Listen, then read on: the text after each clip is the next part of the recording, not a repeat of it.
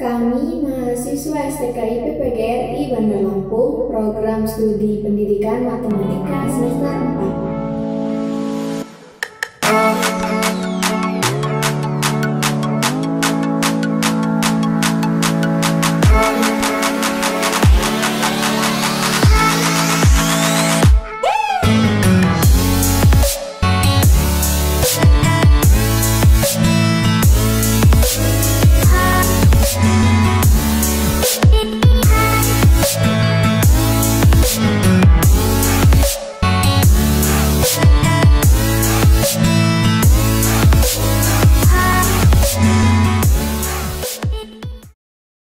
Assalamualaikum warahmatullahi wabarakatuh.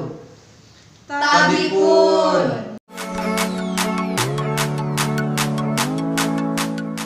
Pengertian relasi. Relasi dapat diartikan sebagai hubungan. Hubungan yang dimaksud yaitu hubungan antara daerah asal atau domain dan daerah kawan atau kodomain. Relasi tidak ada aturan khusus. Untuk memasangkan setiap anggota himpunan daerah asal ke daerah kawan, aturan hanya terikat atas pernyataan relasi tersebut.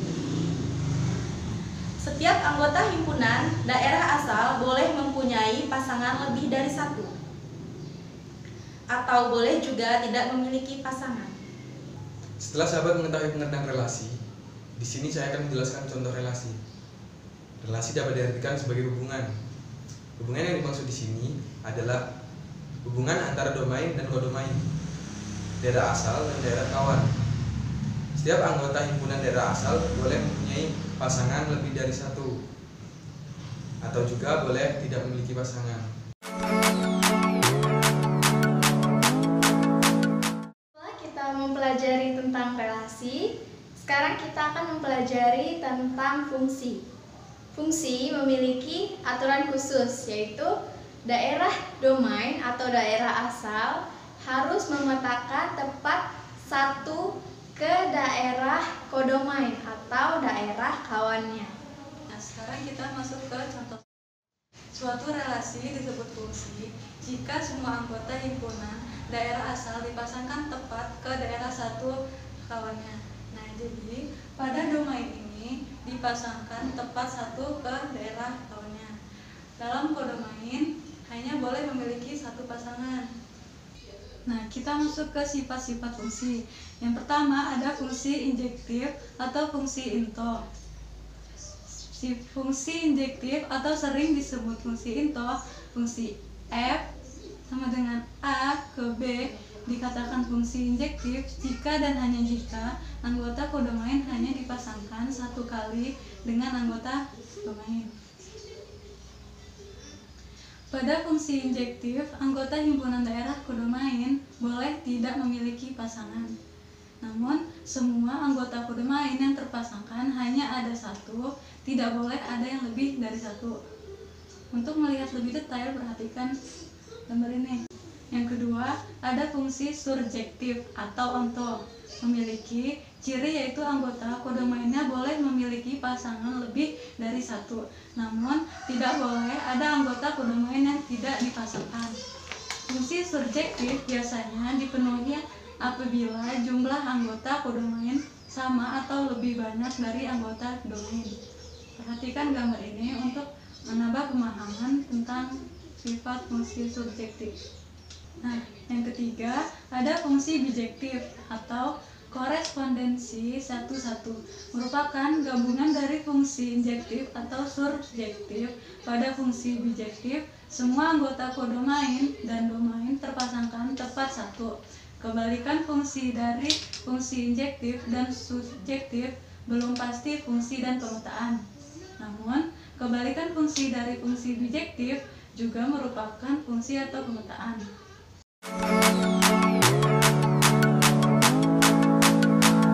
Kita masuk ke soal 1 tentang fungsi surjektif. Lihat keempat diagram panah di bawah ini. Yang merupakan fungsi surjektif adalah fungsi F, di mana A dipetakan ke B disebut fungsi objektif jika setiap elemen dalam B memiliki pasangan dalam A, atau WF sama dengan B. Berdasarkan konsep ini, dapat disimpulkan bahwa panah yang menunjukkan fungsi objektif adalah gambar 1 dan 4. Kita masuk ke soal 2 tentang fungsi injektif. Manakah dari diagram berikut ini yang menunjukkan fungsi injeksi? Kita perhatikan keempat diagram, fungsi F, di mana A dipetakan ke B, disebut fungsi injeksi jika setiap elemen B memiliki pasangan elemen tepat A. Berdasarkan konsep ini, dapat disimpulkan bahwa hanya angka diagram panah 4 yang menunjukkan fungsi injeksi. Kita masuk ke soal 3 tentang fungsi bijektif. Manakah dari grafik panah berikut menunjukkan fungsi dari manik-manik?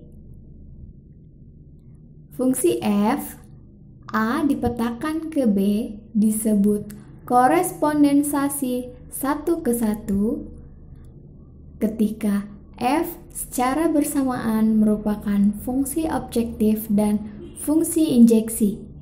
Berdasarkan konsep ini, diagram panah yang menunjukkan fungsi-fungsi ditunjukkan dalam gambar 2 dan 4. Sekian materi dari kami, semoga bermanfaat. Kami akhiri. Wabillahi taufiq wal hidayah. Wassalamualaikum warahmatullahi wabarakatuh.